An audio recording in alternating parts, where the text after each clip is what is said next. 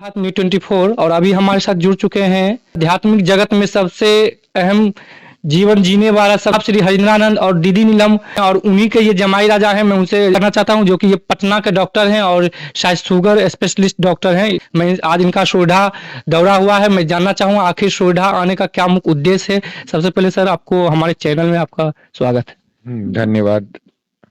Sir Sodha आज आपका आना कैसे हुआ? सूर्यगढ़ा में शिवगुरु महोत्सव है। इसी क्रम में मैं आया हूँ शिवगुरु महोत्सव में शामिल होने के लिए। आध्यात्मिक जगत से आप कब जुड़े हो? आध्यात्मिक जगत में वैसे महादेव की पूजा तो मैं बचपन से ही करता था। जब से मुझे होश आया है तब से मैं महादेव की पूजा, मंदिर में जाना, जल चढ़ाना स्टार्ट किया था। घर में सब लोग करते थे तो वही जो माता-पिता करते हैं मैं भी वही करने लगा था। लेकिन शिव गुरु हैं इसके बारे में मुझे जानकारी सबसे पहले 1992 में मिली थी। जब मेरे परिवार में कुछ लोग महादेव को अपना गुरु माने थे। साहब श्री हरिंद्रानंद उस समय सीतामढ़ी गए थे और वहाँ पे उनका महोत्सव था। तो कहा जाए तो साहब श्री हरिनानंद जो हैं उनका आप जमाई राजा बनने से पहले आप भगवान शिव को गुरु बना चुके हैं। बिल्कुल, बिल्कुल। क्योंकि मेरी शादी तो 2005 में हुई है और मैं 1992 से ही महादेव को अपना गुरु माना और उन घर में कुछ लोगों के जीवन में परिवर्तन आया। मेरे फूफा जी थे जो बहुत शराब पीते थे, दिन-रात शराब पीते रहते थे, तो उनको बहुत सालों से लगभग 30-40 सालों से उनकी ये आदत थी और घर परिवार के लोग काफ़ी परेशान रहते थे और इसके लिए उन्होंने बहुत जगह पे बहुत डॉक्टरों को और बहुत से ओझा भक्तों को भी दिखाया, लेकिन उनकी ये आदत गई नहीं। फिर जिस दिन से उन्होंने शिव को गुरु माना, उस दिन से ही उन्होंने शराब पीना छोड़ दिया। तो एक बहुत बड़ा परिणाम मिला, अनुभूति मिली थी हम लोगों को फैमिली में और उसके कारण हम लोग पूरे परिवार शिव के शिष्य बन गए। डॉक्टर काफी व्यस्त रहते हैं और इस व्यस्तता जीवन में आप आध्यात्मिक जगत में समय बिताना यानी कि एक तरह से कहें महोत्सव में जाना हर जगह और आप एक डॉक्टर हैं। इनके डॉक्टर के लिए हर एक मिनट हर एक घंटा काफी कीमती माना जाता है। ये सब कैसे मैनेज कर पाते हैं आप लोग? देखिए संडे को मेरा क्लिनिक बंद रहता है और मेरी ड्यूटी भी मैं power grid corporation of India में भी काम करता हूँ, वहाँ भी कंसल्टेंट हूँ। तो वहाँ भी संडे की छुट्टी रहती है और तो इस तरह मैं संडे के संडे आज संडे का दिन है, तो आज मेरी छुट्टी रहती है और मैं संडे को ही ज़्यादा कोशिश करता हूँ कि शिव गुरु चर्चा में भाग ले सकूँ। अगर किसी संडे को चर्चा है तो मैं हर संडे को निकल जाता हूँ। एक तरह से कहा जाए तो अपना कार्य में बाधित भी नहीं लाते हैं अपना कार्य करते हुए भगवान शिव को बिल्कुल, हाँ, अपना जो काम में कोई बाधा नहीं होती है। हाँ, किसी-किसी दिन कहीं बिहार से बाहर कभी जाना हुआ तो किसी दिन सैटरडे को क्लिनिक एक शाम का बंद करके और फिर मैं आ जाता हूँ और संडे को चाहता हूँ कि मैं शिव गुरु चर्चा में भाग लूँ। आज आप सुविधा आए हैं, क्या मैसेज देना चाहते हैं? और भगवान शिव गुरु को क्यों लोग माने? और भी देवी देवता हैं उसको भी लोग गुरु मान सकते हैं, भगवान को ही गुरु क्यों माने? देखिए मानना है अगर जैसे मैं डॉक्टर हूँ, लोग मुझे मान सकते हैं डॉक्टर क्योंकि मेरे पास डिग्री है। आपको लोग डॉक्टर नहीं मान सकता क्योंकि आपके पास डिग्री नहीं है, आपके पास पत्रकारिता की डिग्री है। मैं कहूँ कि मैं प्रेस रिपोर्टर हूँ तो लोग मुझे क्यों मानेंगे? क्वेश्चन तब आना चाहिए मेरे ऊपर जब मैं प्रेस रिपोर्टर बोलूँ कि मुझे लोग प्रेस रिपोर्टर मानें। जब मैं डॉक्टर हूँ ही, जब मेरे पास डिग्री है ही, तो मेरे से आप सवाल नहीं कर सकते कि मैं आपको क्यों मानूँ? क्योंकि मेरे पास डिग्री है। तो वैसे ही महादेव के पास पहले से ही डिग्री है कि वो जगत गुरु है। जगत गुरु की डिग्री जो है ये मैं नहीं बोलता हूँ, ये जो भी हमारा आध्यात्मिक ग्रंथ है, चाहे वो शिव पुराण हो या कोई भी किसी भी रामचरितमानस को ही ले लें जो घर-घर में है, महाभारत को ले लीजिए, कहीं किसी भी ग्रंथ को ले लीजिए। ग्रंथों ने कहा है, हमारे पूर्वजों ने कहा है और इवन देवताओं ने भी कहा है कि तुम त्रिभुवन गुरु वेद बखाना, ये लाइन है।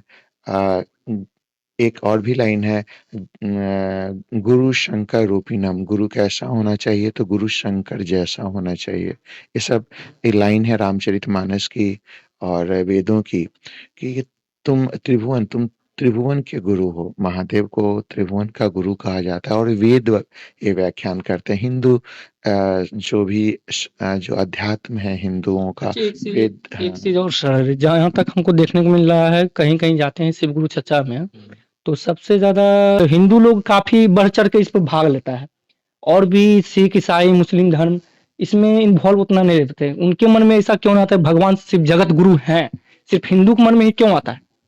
देखिए हिंदू धर्म जो है आपको पता होगा, अगर आप इतिहास के पन्नों में जाएंगे तो बहुत हजारों साल पुराना है।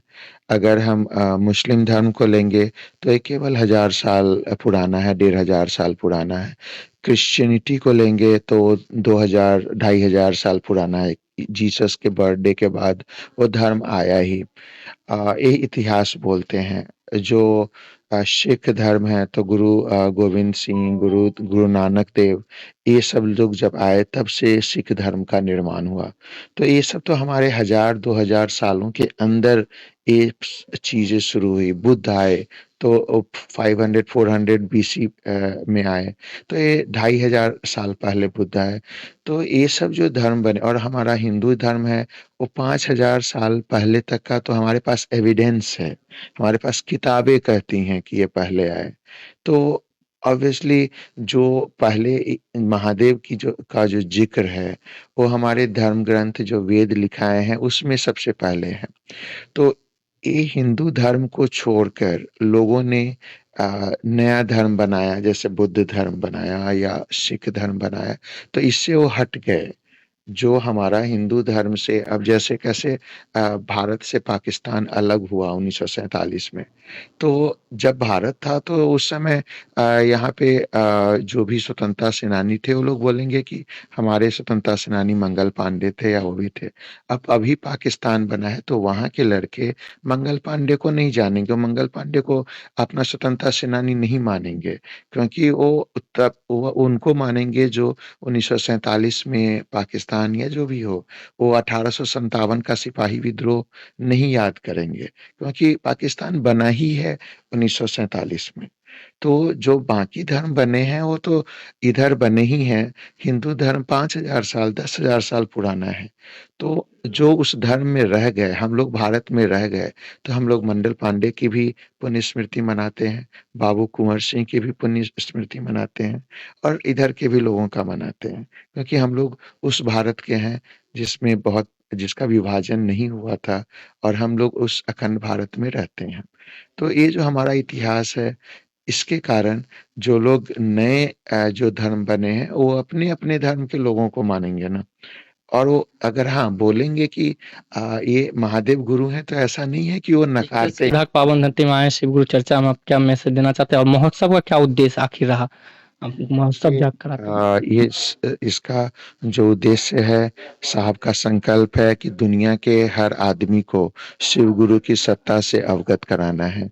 दुनिया के हर आदमी को, चाहे वो किसी भी धर्म के हों, किसी भी जाति के हों, किसी भी संप्रदाय से हों, महादेव सबके गुरु हैं, क्योंकि वो जगत गुरु हैं, आदि गुरु हैं, और उनसे अच्छा गुरु इस संसार में कोई नहीं है।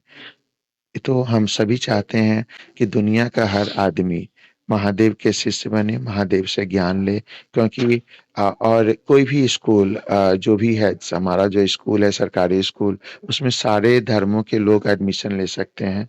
उसमें कोई पाबंदी नहीं रह सकती कि इसमें ईसाई के बच्चे नहीं एडमिशन लेंगे या मुस्लिम के बच्चे एडमिशन नहीं लेंगे। तो उसमें सारे बच्चे पढ़ने आते हैं और सारे बच्चों को पढ़ाया जाता है। वैसे ही हमारा जो शिव शिष्यता है, शिव गुरु हैं, वो सब धर्मों के लोग इसमें आ सकते हैं, सब धर्म संप्रदाय के लोग आ सकते हैं, सब जाति के लोग इसमें आ सकते हैं, क्योंकि वो पूरे संसार का गुरु है। वो किसी को मना नहीं कर सकता है कि आप मेरे से पढ़ने मत आइए। तो मैं संदेश यही देना चाहूँगा कि उनसे अच्छा गुरु संसार में कोई नहीं है। आप हर आदमी को, हर मनुष्य को एक गुरु की ज़रूरत पड़ती है। आपको भी पत्रकारिता सीखने के लिए किसी के पास गए होंगे, किसी से सीखे होंगे। मुझे डॉक्टर बनने के लिए मुझे एम्स में जाना पड़ा, वहाँ पढ़ाई करनी पड़ी दिल्ली में 5 साल 10 साल जितनी भी हो, उसके बाद मैं डॉक्टर बना। तो आपको अपने जीवन में कुछ करना है तो आपको सबसे पहले गुरु के पास जाने की ज़रूरत होती है और महादेव से के पास आप जाएँगे तो आपको सब कुछ सिखाएँगे। ऐसा नहीं कि वो केवल एक ही चीज़ सिखाता है, वो ये स अध्यात्म भी सिखाता है, आपके लौकिक जगत को भी सिखाता है। ये नहीं हम लोग तो अभी जाते हैं मेडिकल स्कूल में तो केवल मेडिकल की पढ़ाई करता है। प्रेस की पढ़ाई को जाएँगे तो मास कम्युनिकेशन में जाएँगे, तो आपको बस मास कम्युनिकेशन की पढ़ाई पढ़ाएगा। महादेव जो हैं, वो हर फ़ील्ड में सबसे ज़्यादा हैं। उनको योगाधिपति भी कहा जाता है, योगेश्वर भी कहा जाता है। आपको योग की शिक्षा लेनी है, तो भी आपको महादेव के पास जाना चाहिए क्योंकि योग के सबसे बड़े गुरु महादेव कहे गए हैं। अगर आपको डॉक्टरी सीखना है, तो सबसे बड़े डॉक्टर उनको कहा गया है, वैद्यनाथ उनको कहा गया है।